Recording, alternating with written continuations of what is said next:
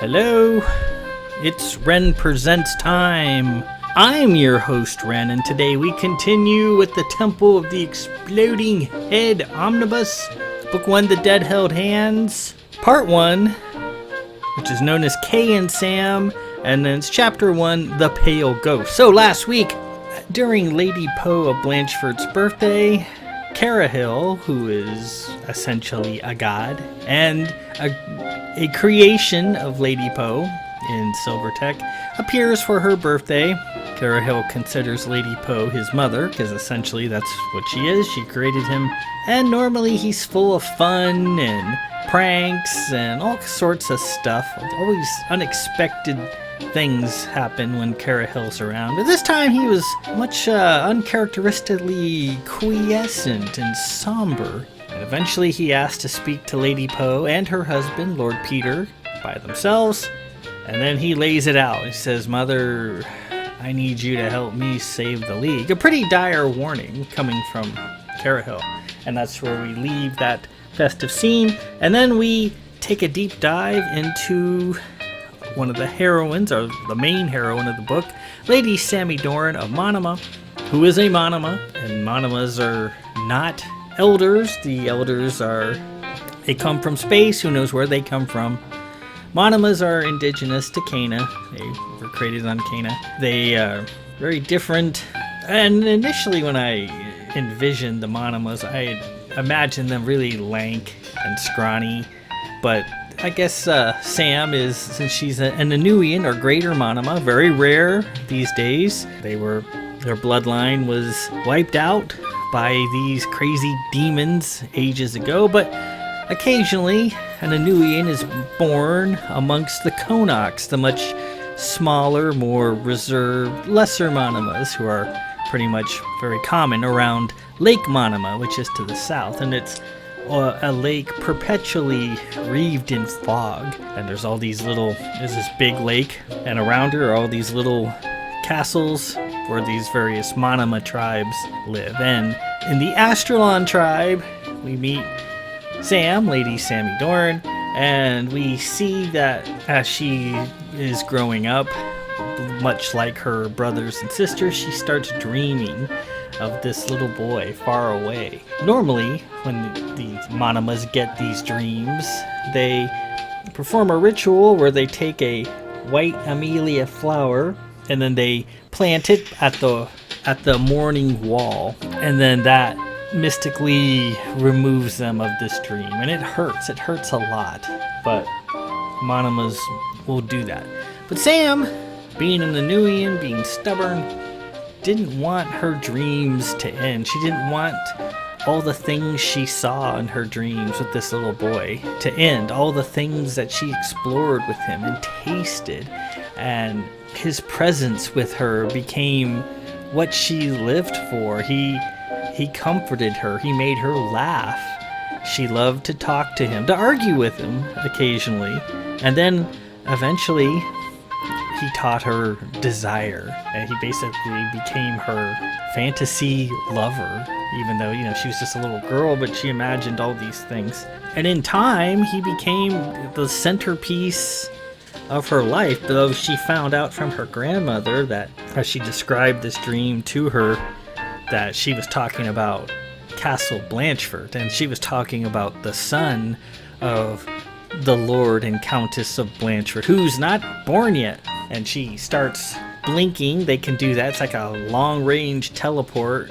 They kind of move along the ground and they can blink.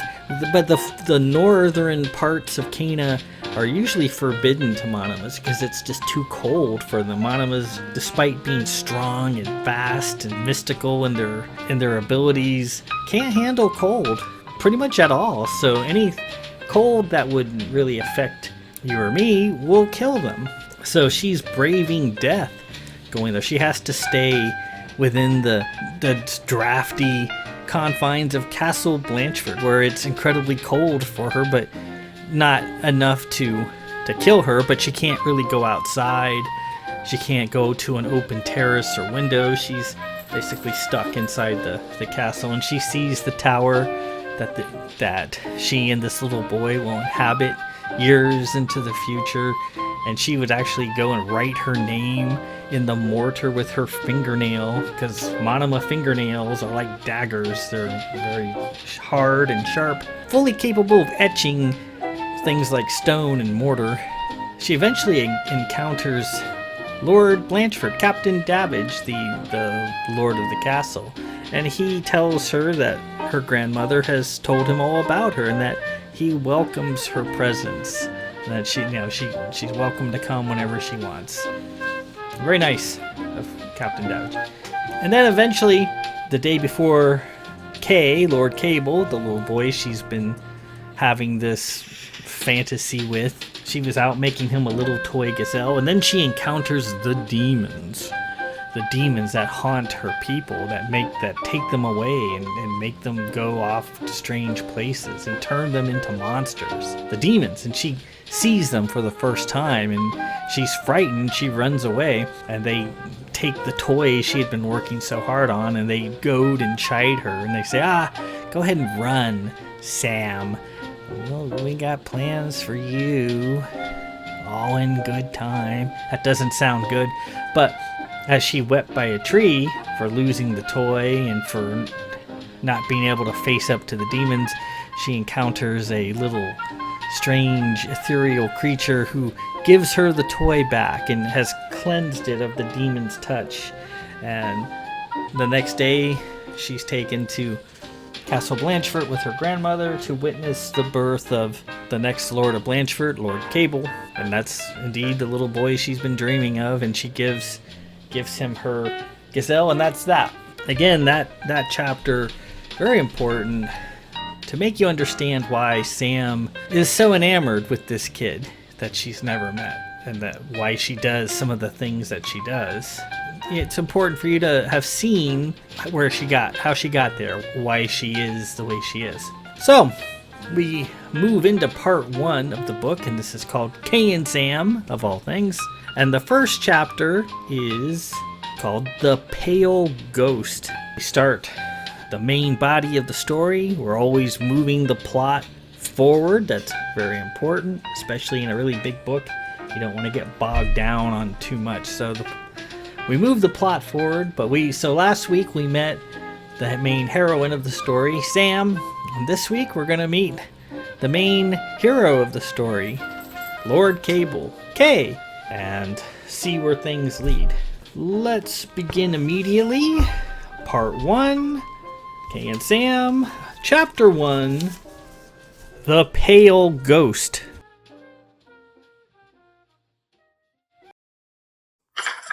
We used to be evil once, and the gods are still punishing us.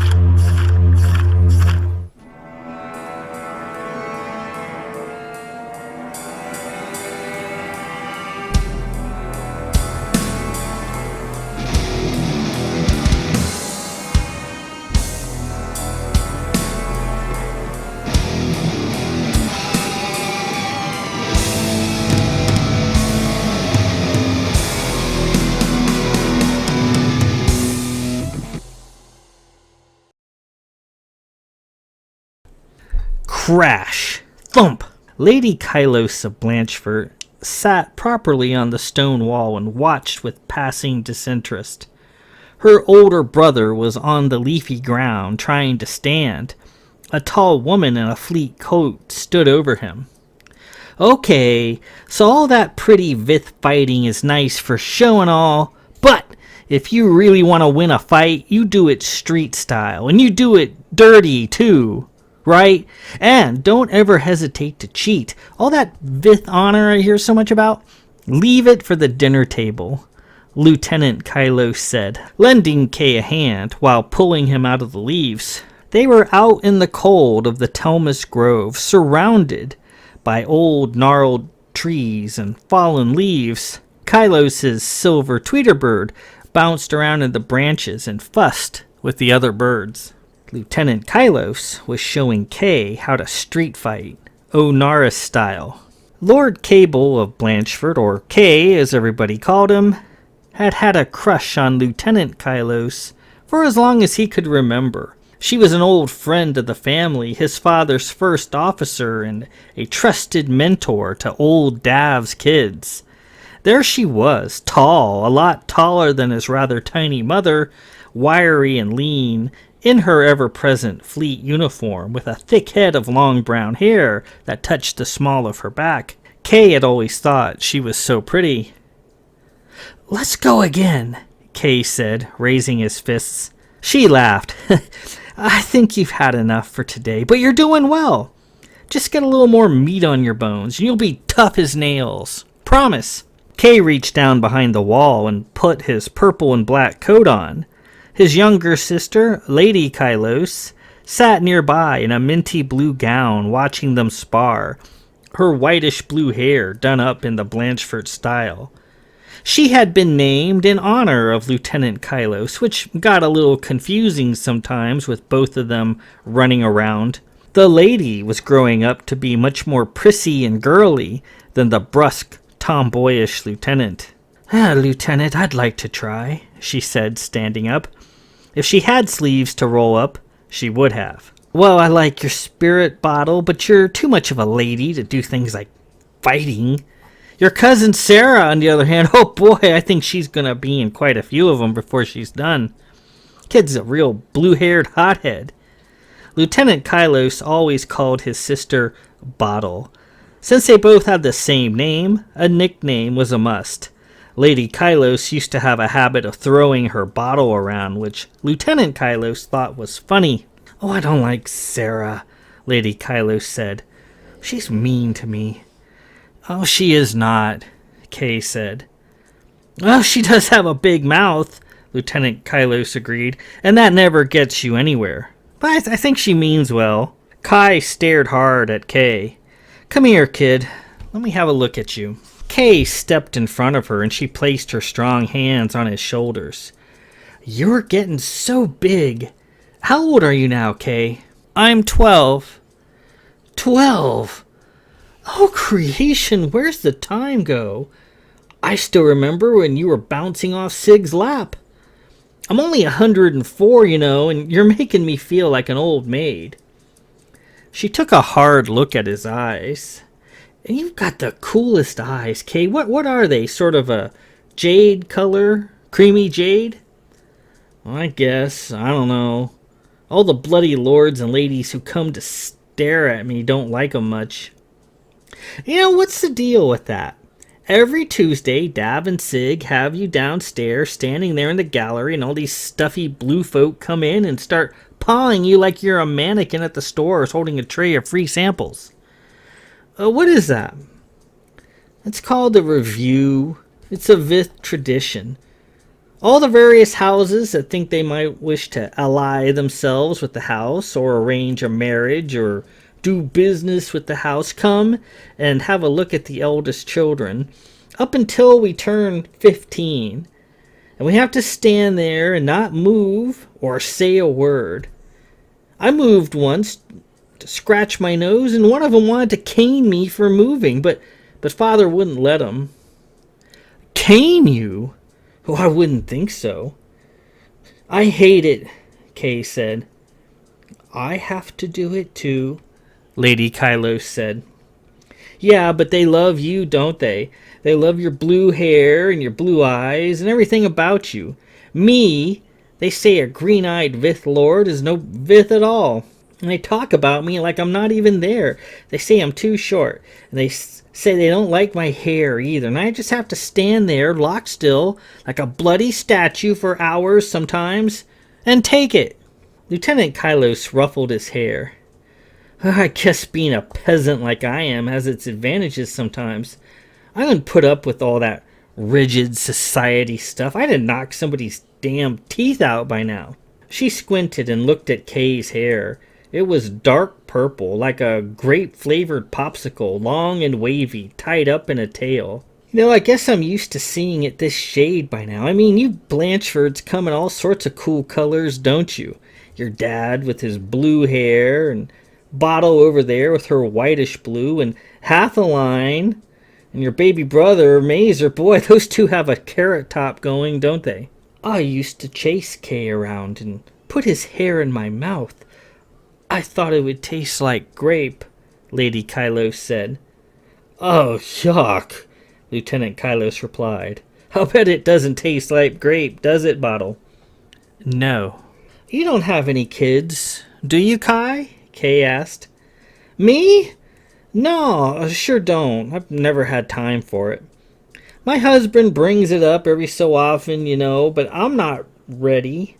I'm having too much fun hanging out with your mom and dad. I don't even have my womb turned on, see?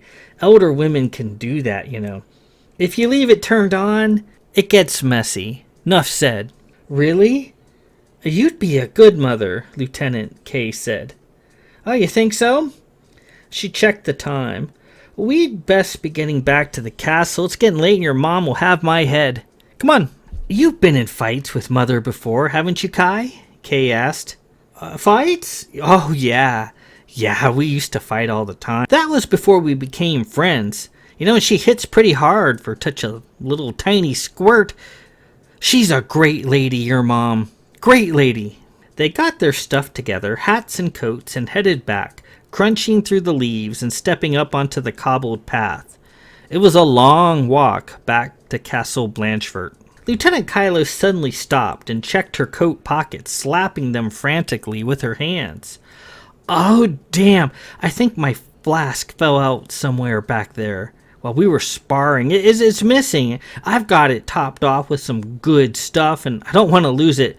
Tweeter, find me my flask. Tweeter, glowing like a silver candle flame, hopped off her shoulder and flapped back the way they came, ready for her to follow. You two, wait here, okay? I'll be right back. I'm just going to go get it. She headed into the trees. Don't move, she called back one last time. Kay and Lady Kylo stood on the path, as asked. She smiled. Oh, I wouldn't listen to those stupid lords and ladies, she said. I wish I had your eyes and hair, and I wish my face wasn't so puffy. You're so pretty, Kay, and I look like a marshmallow, she said, touching her swollen eyes with her hand. I rather hate my face right now. Kay made to respond when a noise came from the trees ahead of him. Kay, he heard. Kay gazed into the trees. Who's there? He saw a tan, brown-haired face peek out from behind a tree. It's me, Kay. It's Kylos. Kay stepped forward. Lieutenant? Where'd you come from? She had previously disappeared into the trees to the east, but was now peering at him from due west. Kai's voice was trembling. Can you come here? She said at a whisper. Please? Leaving Lady Kylos behind, Kay stepped into the trees. There was Kai leaning against a stump. Kai? Her clothes were different. She was wearing a crinkled black gown covered with intricate black-on-black designs, low cut, showing off arms and shoulders, and a fair amount of her cleavage pulled tight into an hourglass shape. Odd. Lieutenant Kylos didn't have a girly figure. She had a more of an up-and-down tomboy body like Sarah's, only taller. Kay also had never seen her wear anything other than her fleet uniform, and seeing her in this black getup was a little disconcerting. A final strange touch on her clothes was a chain wrapping around the skirt portion of her gown and dragging on the ground. What happened to your clothes? Kay asked. My clothes? I lost them, she said, her whispered voice trembling. Lost them? What's with the chain? Oh, it's tradition. Don't pay it any mind. She advanced on him, her large brown eyes wide and rather intense. Her lips and hands were shaking uncontrollably. Her hair was rather woolly and down to her ankles. And what happened to your hair? My hair? It's really long. And why are you shaking? It's so cold. Aren't you cold? Well, you fought well today, and I wanted to offer you a kiss as a reward. Would you like that? Kay's insides bloomed. A kiss from Lieutenant Kylos? Sure. She came forward and put her trembling hands on his shoulders. You're so handsome. I've always thought so. Such colors. Kay had thought she was going to give him a friendly peck on the cheek like Mother did all the time, but no. She lifted his chin and parted her lips and gave him a kiss. As she came in, he noticed her fingernails were long and pointed, almost claw-like. The kiss she gave him was like none he'd ever received before, slow and warm, moving and moist, full of passion. He felt the tip of her tongue come wandering into his mouth. "Kay!" came a voice. He surfaced from the kiss and craned his neck. Lieutenant Kylos was standing a distance away on the path next to his sister, hat on and blue coat parted, booted, holding her newly recovered flask. There was a rustling and rattling of a chain, and the Kylos he'd been kissing was gone. He caught his breath. I'm here, Lieutenant, he said, coming out of the trees. The two Kyloses came running up. I thought I asked you not to move. Well, I saw you bade me go into the trees, he replied. You what? Yes, I heard you call my name, and then I saw you beckon from the trees, right over there. It looked like you, only you were wearing a low-cut black gown, like for a funeral or something, and you had really long fingernails. Kinda scary. Kai drew her gigantic Marine SK pistol from its holster. Show me, she said. Kai led them over to where the other Kylos had been standing. She leaned down and inspected the grass. Right here, he said. She gave me a kiss, tongue and all. Kai looked up, open mouth. What? Yes, she wanted a kiss, or I should say, you wanted a kiss. Listen, I love you, kid, but you're a little young for me, right? And by the by, when I want a kiss, I don't ask, I take, so it wasn't me. Did you give it to her, Kay? Lady Kylos asked. Yeah? Kai blushed a little and began inspecting the ground again. Tweeter, was there someone standing here with Kay? He hopped a little and rustled his wings. He says yes, and I see a trail. Wait here. She stood and followed it back into the trees, SK at the ready. And, she called back, if you see me again and I want another kiss, it's not me, okay? She disappeared into the trees. Kay and Lady Kylos stood there. It might have been Sarah playing a joke on you, she said. I think she's been developing the gift of cloak. Maybe it was Sarah. Sarah can't cloak. Besides, she's not here. She's south for the winter with her mom and dad and Philip. And even if she were here, Sarah'd rather punch me than kiss me. Well, it was just a thought. Another idea came into her head. You know, Kay, it might have been the ghost. What ghost? I see a pale ghost all the time in the castle. It's a girl ghost, I think. She's always off hiding in a corner. I see her peeking out all the time when your back is turned. It felt too solid to be a ghost. A ghost can feel solid, Father told me. What does this pale ghost look like? I think she's a kid, like us. A bit bigger than we are, perhaps. She wears black, just like how you described it, and her hair is black. She has a lot of hair, frankly, all the way down past her knees. Her skin is really pale, chalky white, almost. That's why I call her the pale ghost. Because she's pale, you see? And she follows you around everywhere. I went to Mother and I said, Mother, how come Kay gets a ghost following him about, and I don't have one? Well, what did Mother say? She didn't say anything. Oh, and the pale ghost's fingernails are really long. I mean, this big.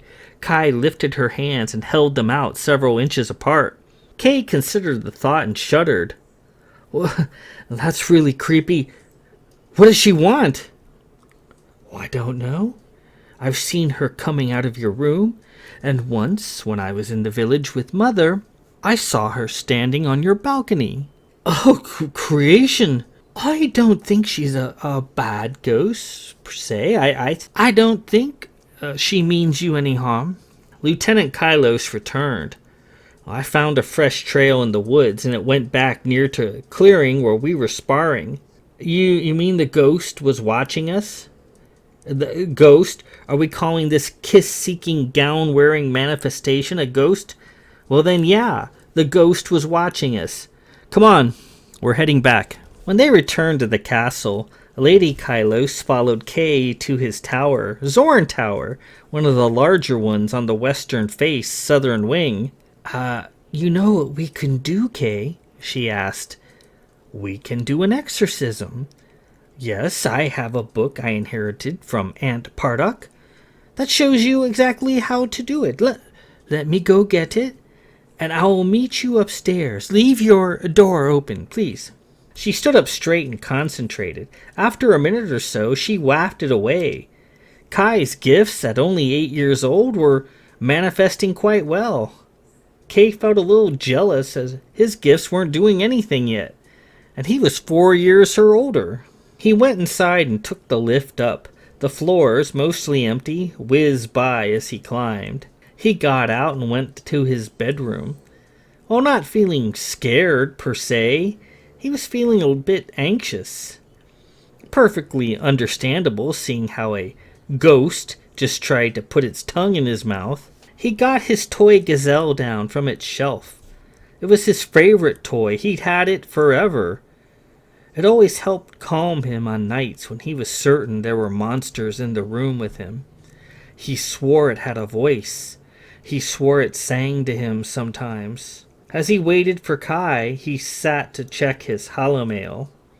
There were several new posts, mostly from Sarah. His cousin Sarah, 2 years younger than he, and the daughter of his aunt, Lady Poa Blanchford, had a love of the bizarre and the grotesque.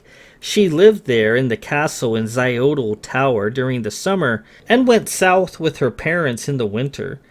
Every day she trawled the post looking for lurid headlines and sordid articles, looking for stories of monsters and murder, and never failing to find them in abundance. When she was there in the summer, she assailed Kay and her twin brother Philip with all the sensational stories she'd found. And when she was gone in the winter, she'd hollow-post them to Kay's account every day. Sarah and Philip, by all accounts, were Kay's best friends, their friendship growing with each passing year. He'd get items from her like, "Demons terrorize Christopher Park," or "The Wraith of Gaston strikes." He read the post as Kai wafted in with a crash of wind and noise. She was holding a huge book. "Where did you get that?" he asked. As I said previously, I inherited it from Aunt Parduk. It belonged to our great-great-grandmother. Kylos put her hand to her mouth and whispered. "And she was a blood-stained witch." "Yes." "Oh," Kay said, impressed. Kai flopped down cross-legged in the massive inverted funnel of her gown and opened the book, flipping through the creaky pages. "Ah!" she cried. "Here it is. Ritual to perform an exorcism. It says the 3 points of a triangle are very important. It says the top of the triangle represents the present, the left side the past, and the right side the future. It says that if we can surround something of the pale ghost on all 3 sides, then we can wish it away or do whatever we want. Oh, wait. We don't have anything of it, do we?" "Well, I've got some of its slobber in my mouth." "Well, that's an excellent idea. Please spit on the floor." "Really?" "Well, it can't hurt." Kay leaned forward and spat on the floor. Reading her book, Kai drew some symbols on the floor in chalk, front, left, and then right. "There," she said happily. "That takes care of the pale ghost." "Is that all?" "Yes." She yawned. "I believe I'm going to bed. Performing exorcisms makes me sleepy. She wafted away. Kay looked at the little three-sided design Kai had made on the floor with his spit in the middle of it. A pale ghost had come to him for a kiss. Why? Thinking back on it, he hadn't felt scared or put off. Her clothes were a little strange, and she seemed a little intense, but that was all. Hey, if you can hear me, thank you for the kiss. I wish you hadn't run away. Why do you hide? What is your name? Hello? No answer.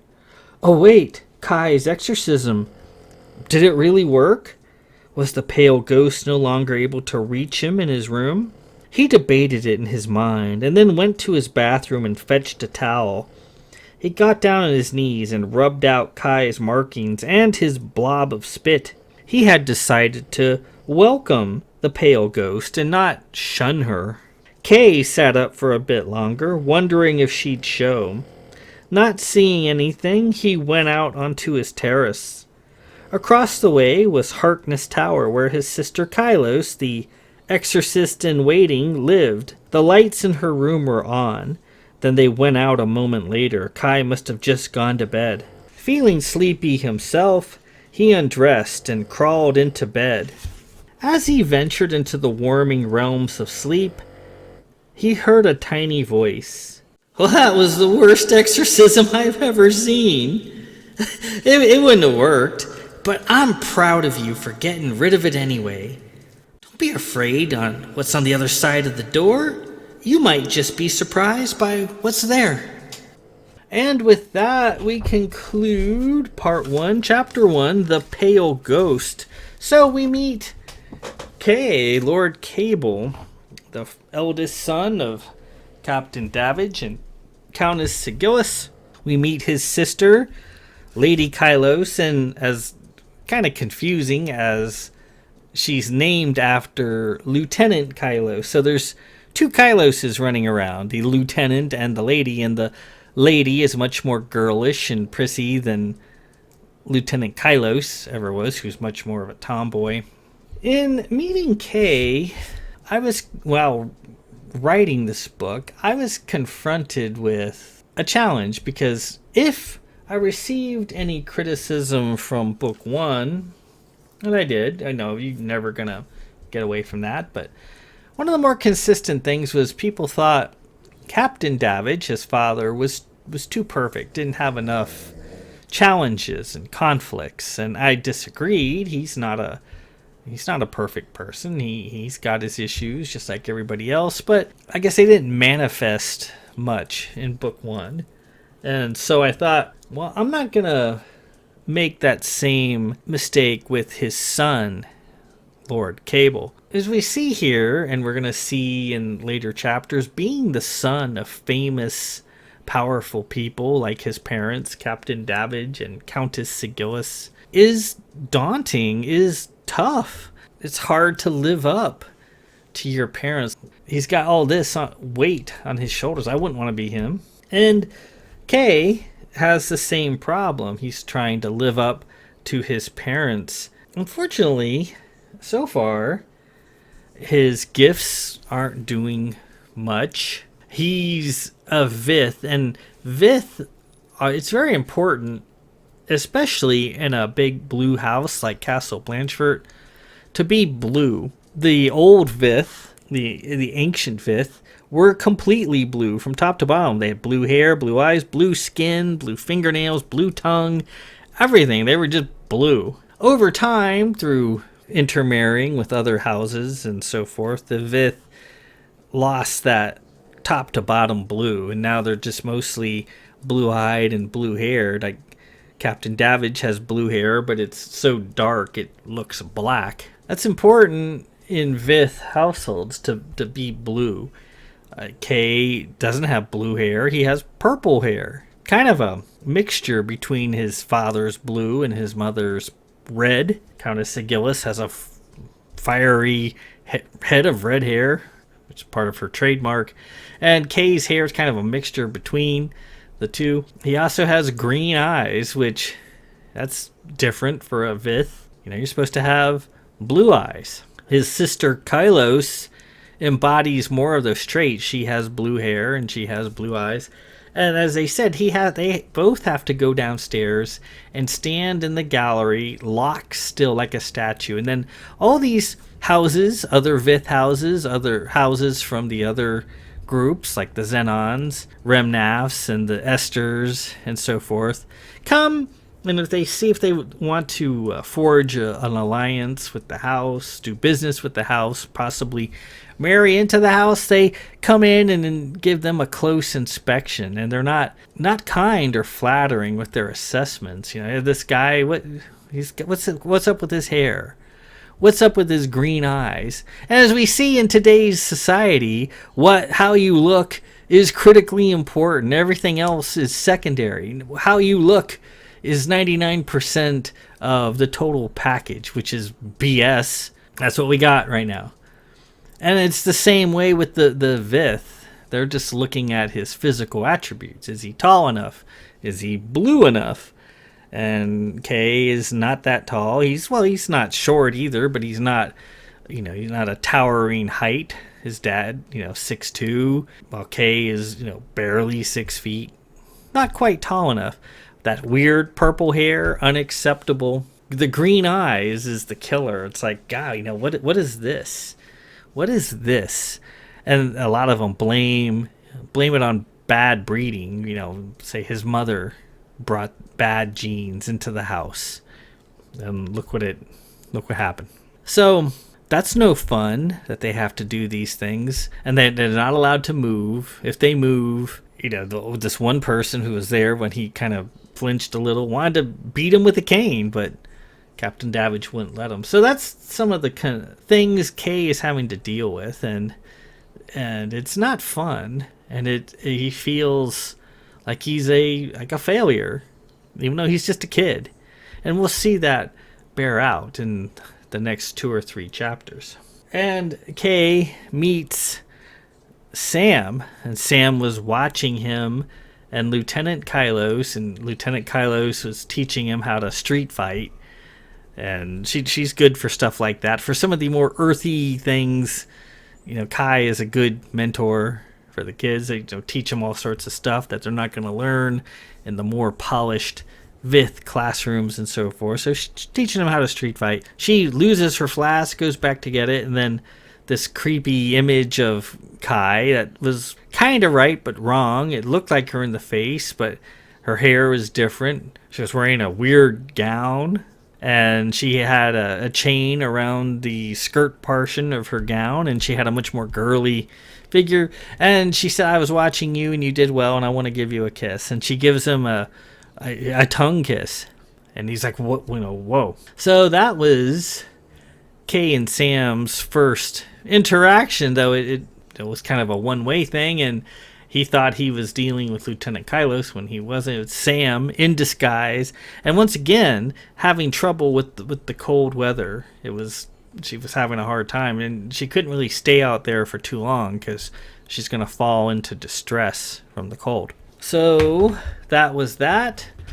We're moving on. Next week is chapter 2, the last day of his life. So we'll see what comes of that and move on with the story. So until then, this is Ren Presents. I'm your host, Ren. Peace out.